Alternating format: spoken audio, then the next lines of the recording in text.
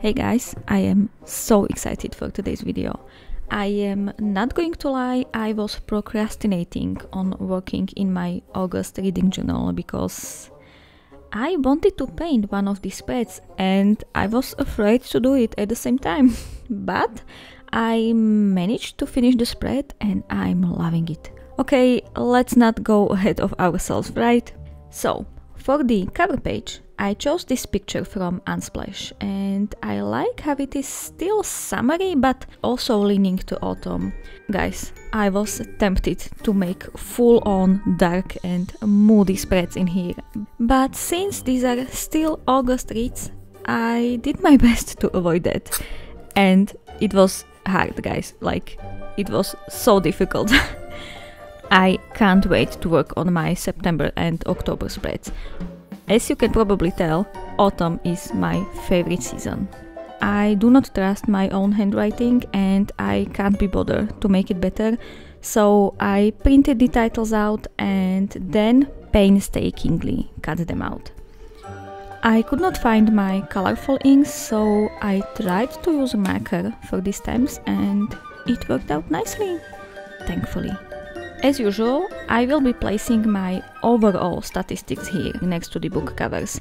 It took some raging and fussing around to make this look right, but I think it's so pretty. I finished 6 books in August and it somehow ended up averaging 590 pages per book, or 114 pages per day, which is insane. I did not feel like I was reading that much. This month I am using a bunch of stamps, stickers and washi tapes, and I am always kind of uncertain about my collage making skills, but this month, guys, these spreads turned out super cute. Let's go into the statistics. I really liked how this washi tape looked on the previous page, so I went ahead and covered this spread too, but then I realized there's no way for me to write on this washi tape and it's quite busy and I was lost for a while there. But I had an ingenious idea. If no one praises you, do it yourself, right? So I had an idea to cut mini blank rectangles, you know, elongated squares. How do you say that? Rectangles? I don't know. So mini blank pieces of white paper.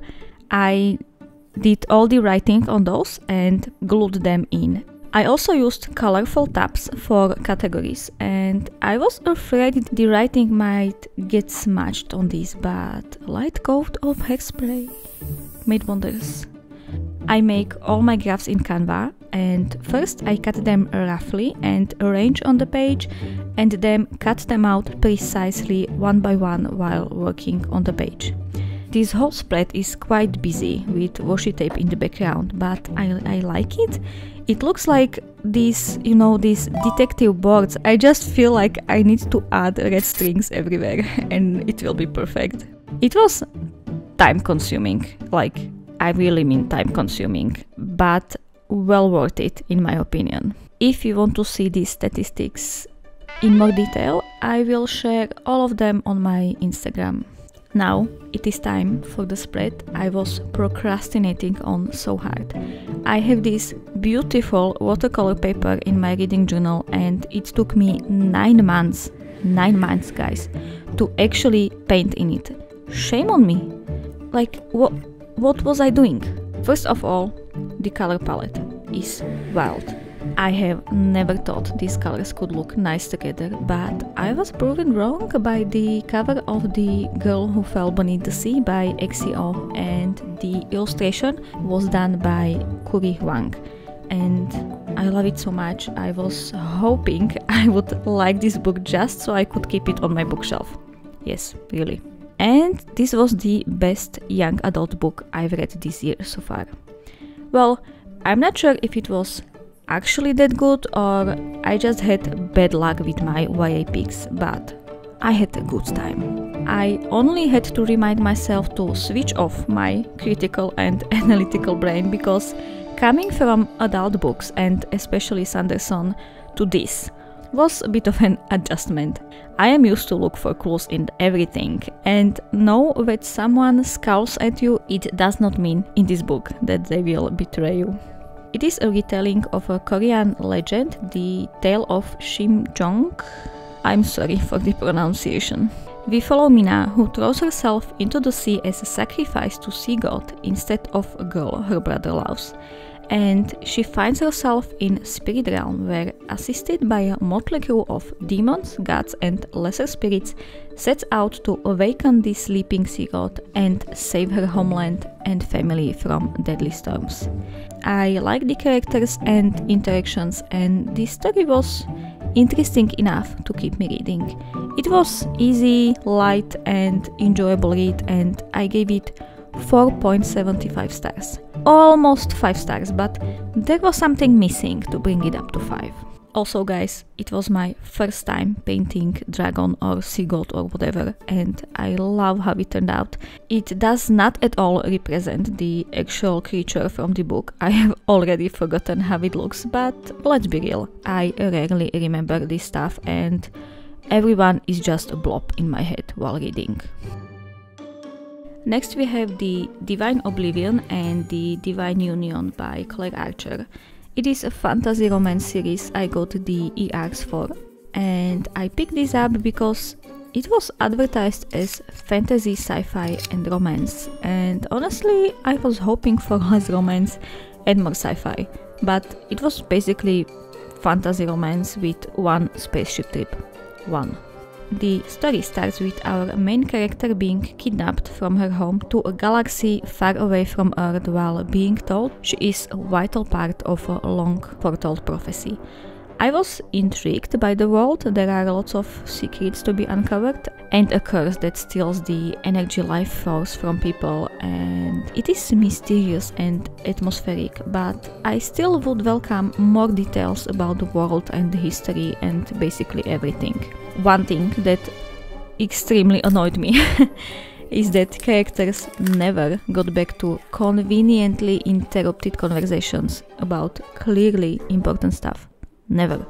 It was interesting enough that I wanted to continue, and the sequel started right where the story ended in the first book, and it was almost 200 pages more than the first book, and I felt it. But I worked through it because I was hoping to get to know how it all ends, but nope. The ending was rushed and unsatisfying, and I guess there will be a book 3 because, yeah, I don't know, it did not end well for me. But if you like fated mates, pining, constant growling and being reminded how muscular and aroused everyone is, well, there's the book for ya. I can see why people like it, but I guess I'm too old for this. I still gave them over 3 stars, so it was not that bad. Next is the biggest book I have ever read so far, Oathbringer by Brandon Sanderson. This is the 3rd book in the Stormlight Archive series and I loved it. And I am right now making my way through the Rhythm of War, the 4th book in this series. I hopefully finish it in September, who knows.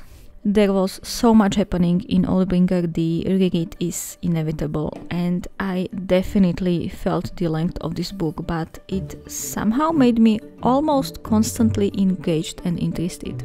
I won't be talking about it more because, well, everything is a spoiler at this point, but if you did not pick this up yet, and if you are not scared of the page count, definitely give this a try, as well as the Mistborn era too. I read the Bands of Morning, book 3 from this series, and I had a great time reading this one, and I liked it way more than previous book from this series. It was action-packed and the world got just so much bigger, and there was so much going on, but I was having an amazing time. And I adore Steris. She really shines in this book and I loved seeing more of her. Also, all pictures on this spread are from official Brandon Sanderson website. Last book I listened to in August is We Are Legion by Dennis Taylor, and I picked it up because I was amazed by Ray Porter's narration of the Project Hail Mary I listened to last month, and my friends recommended it, and they were right, it was fun. It is science fiction opera where we follow Bob, who is spending quality time at a science convention. Guys, starting a book with nerdy science convention is such a cool move. It surprised me and I instantly loved the book. Okay, let's continue. Bob just sold his company, so he had money to spare and was convinced to pay the company to, in case he dies, have his head or brain cryogenically frozen, believing the future technology will be evolved enough to grow Bob a whole new body. And he gets killed not long after while crossing the street. He then wakes up a century later as an AI, and he has a decision to make. It was quite interesting, and this is a 4-book long series, and while I'm not yet sure if I want to read or listen to all of this, I will definitely try the sequel. Okay guys, so these are all my reading journal spreads, and guys, this is my favorite month so far, for sure. There is not a spread I do not like, and I am so excited. Thank you so much for being here. Have an absolutely awesome day. See you next time. Bye.